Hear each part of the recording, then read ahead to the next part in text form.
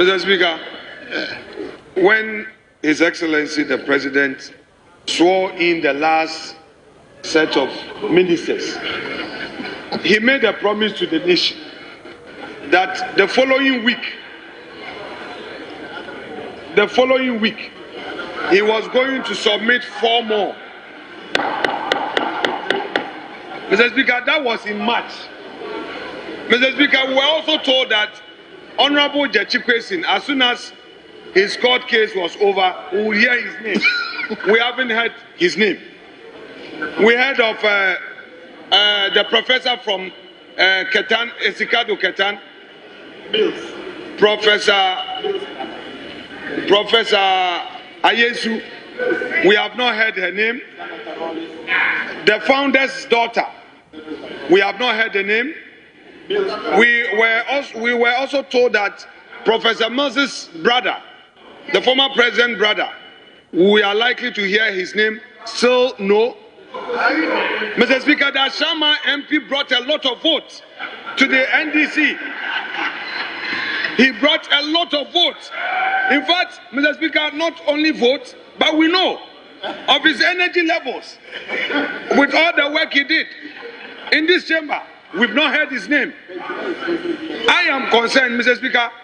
I don't want to have trouble with my senior brother from Ho, so I won't mention. He is in a comfortable lead at Get Fund. He's in a comfortable lead at Get Fund. Get Fund, he's in a comfortable lead there. Mr. Speaker, even the former ACP, he's made a lot of advocacy. Mr. Speaker, many people have been promised just for 4 positions, leading to a high level of anxiety. But Mr. Speaker, that is beside the point. Mr. Speaker, Adam is a junior MP. He should bid his time. His time will come. Mr. Speaker, I agree with Honorable Ayeka that AMPIM should take charge for today. But Mr. Speaker, there is a fundamental question to be answered. We approved the appropriation in March. The approval was to enable the ministers to work. Mr. Speaker, the ministers have been rendered redundant. Mr. Speaker, Honorable Ahmed Ibrahim, the Minister for Local Government, Chieftaincy and Religious Affairs, he should, Mr. Speaker, I want him to rebut me. I want him to rebut what I'm going to say. Have you received your releases? Honorable Minister, I have not given you the floor. Mr. Speaker, Honorable Minister of Education is here. He's handling a huge ministry. Have you received your releases or you've been promised? Have you received? Say it for Hansard and I'll file a question. Have you received your releases? Your capex? Have you received your capex?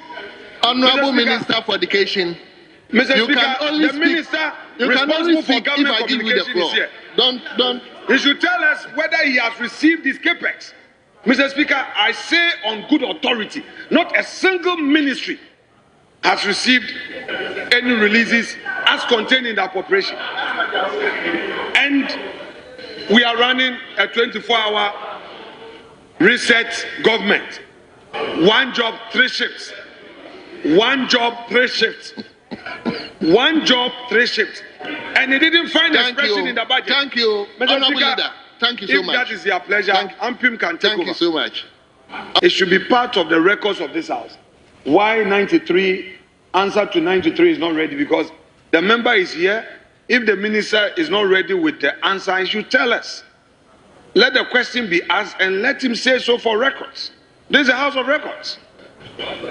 You say that 1 job, 3 shifts. Go ahead and use the time to get the answers. Majority Leader, why do you want to go on attack? Why? The man has had all this length of time to answer the question. He says he's not ready. You said the civil servant will have 3 shifts. Some will come in the evening. You see, You see, you say some of the civil servants, Mr. Speaker, on the campaign trail, they say some of the civil servants who work at night. You people. Now you say you need more time. Go ahead. Mr. Speaker, it is starting very soon. The civil servants at the port, they will start working at night as well. So the civil servants at the port will start. It starts from the port and then it moves inland. It starts from the port and moves inland. So the announcement has been made. We will start from the port and then it will get inland and everybody will be working several shifts. As you can see, this house has moved to an evening shift. We have moved to an evening shift. Then in the morning we'll do a morning shift of committee sittings. Then in the evening we'll do an evening shift of plenary. So, Mr. Speaker, sometimes we go even up to 8 p.m. Huh? Then in the night we'll go and sit in front of Yoko.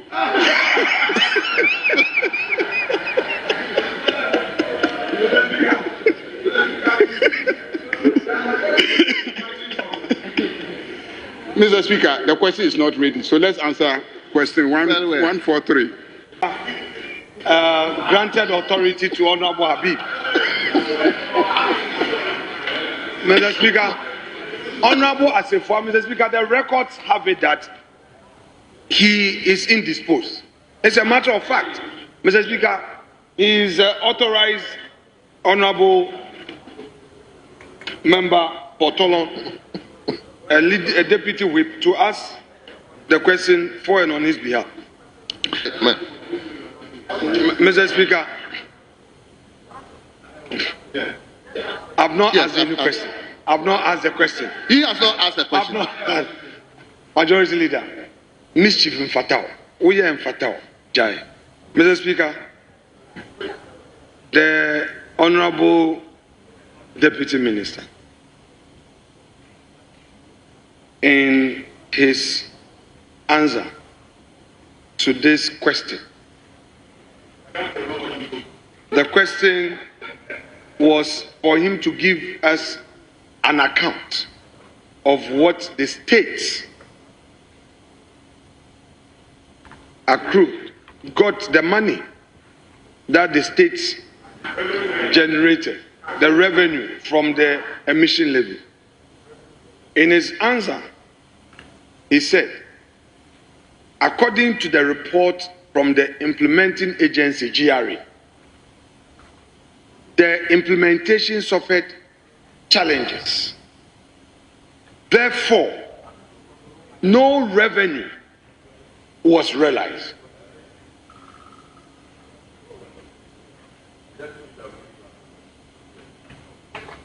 He again tells us that the levy that was repealed, which the media received the repeal as a gain for the ordinary Ghanaian because Ghanaians were not going to pay any levy. Today he's telling us that in fact, when the law was passed, Ghanaians never paid any levy at all. From what he said, that no Ghanaian paid any emission levy because implementing it was a problem. This is what he has just said. Leader. Mr. Speaker, in view of that, Mr. Speaker, Mr. Speaker, you are a member of the legal fraternity. You know that laying a good foundation helps your cause. And I'm learning from the majority leader. He is known for his ability to lay a solid foundation. Mr. Speaker, so just for the avoidance of doubt and at the risk of being repetitive, the minister told us that the emission levy was never paid by any Ghanaian during the period of its passage because GRA, the agency tasked with implementation, could not implement it. So the law itself was not a law that Mr. Speaker, I'm landing. So, Mr. Speaker, I want to ask the Honorable Minister, in view of what he has just told us, should anybody say that the emission levy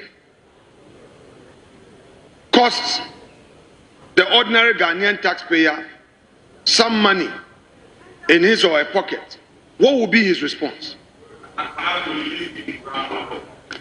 Honorable Minister, if you got him, you're minded to respond. Mr. Speaker, the leader has been going round. I have stated that the question wanted to solicit from us how much revenue was generated. And we have stated clearly that no revenue was generated from the emissions levy. It is as simple as that, Mr. Speaker. Thank you. So, should any report suggest that the previous administration implemented the revenue levy,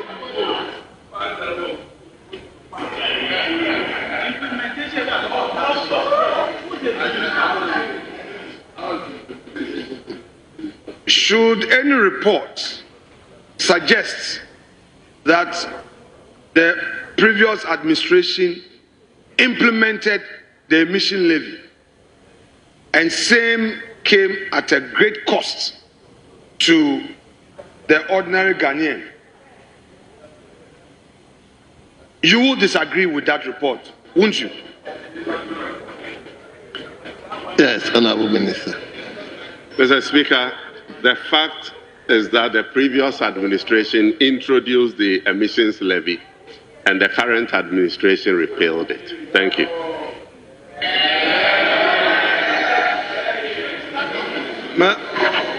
Leader, I think I'm entitled to 5. Mr. Speaker, I will rest on this last one.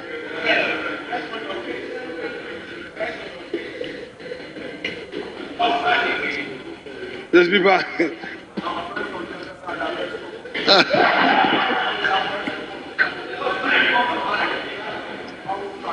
thank you. Mr. Speaker, we should let the minister go in peace. Very well. Honorable members, we turn to the next question. Oh, you are asking a question? Hey, leader. Anyway, let's hear you. Mr. Speaker, That's the point.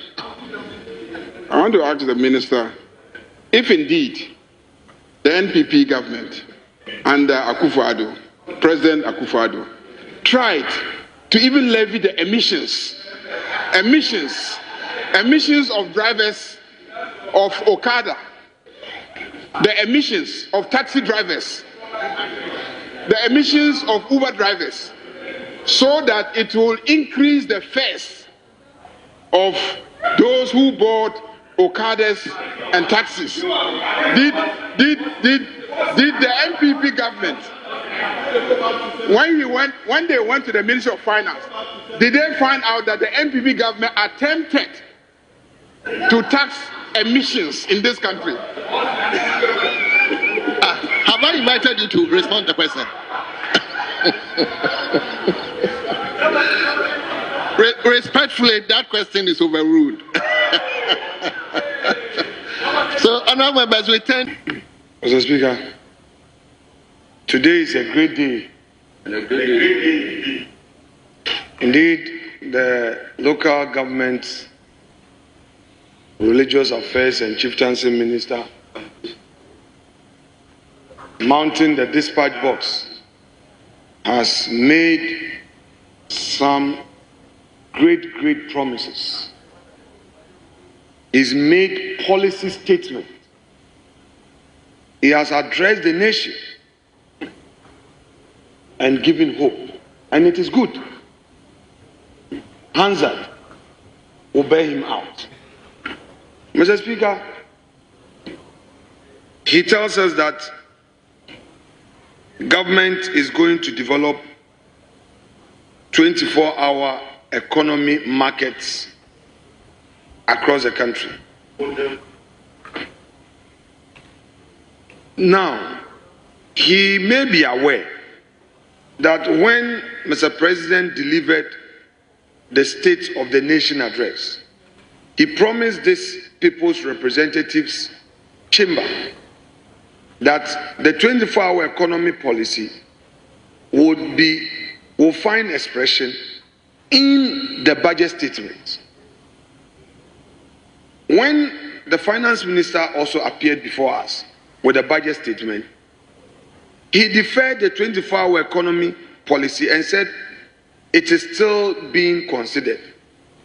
May I know from the Honorable Minister, in view of what we all know in this House, how is this model 24-hour economy market going to be funded? Because it did not find expression in the budget. It was not part of the appropriation of this House for 2025. Well, Honorable Minister. Mr. Speaker, it is a very substantive question, but I will answer him. I will not fight you, I will answer you. Thank you so much. Mr. Speaker, government operates with cabinet ministers, and I'm one of them. Mr. Speaker, delegated leadership goes with delegated responsibility. Mr. Speaker, I'm talking on behalf of the Ministry of Local Government, Chieftaincy, and Religious Affairs. You are talking of Finance Minister, you are talking of other ministers. What has been given to me and the responsibility given to me is what I've talked about. That of Finance Minister, he will talk for himself. Mr. Speaker, you see,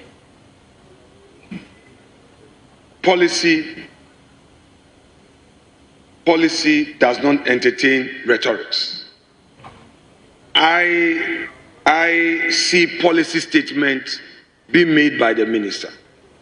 I asked, Honorable Minister, what will be the source of funding? Now you forget about the finance minister, then I agree.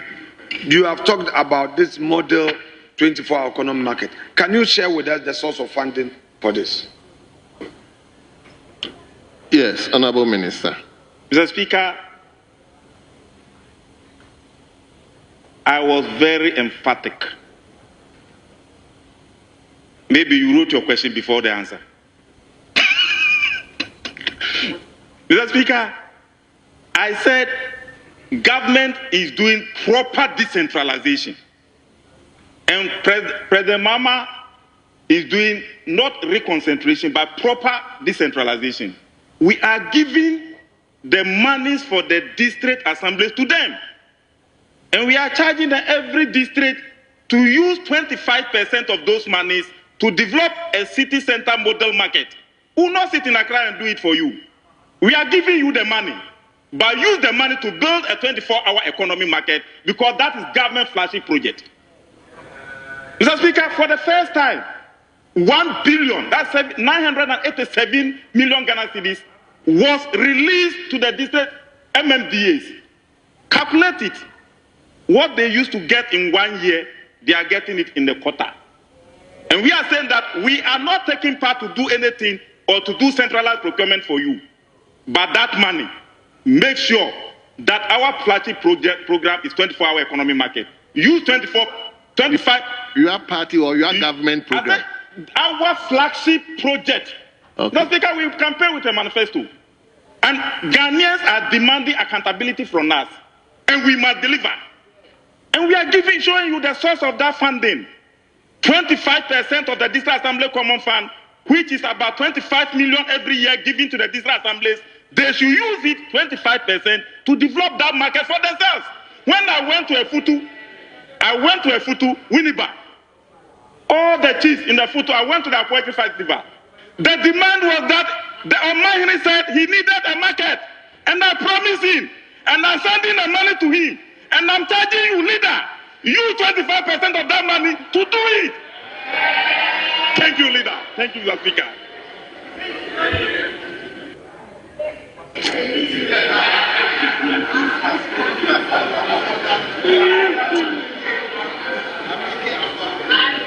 Mr.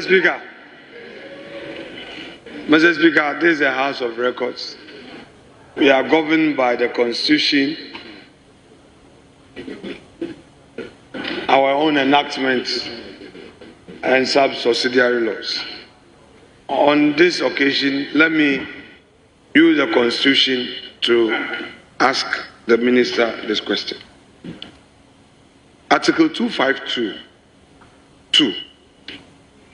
It says, provides, subject to the provisions of this Constitution, Parliament shall annually make provision for the allocation of not less than 5% of the total revenues of Ghana to district assemblies for development, and the amount shall be paid into the district assembly common fund in quarterly installments. 3.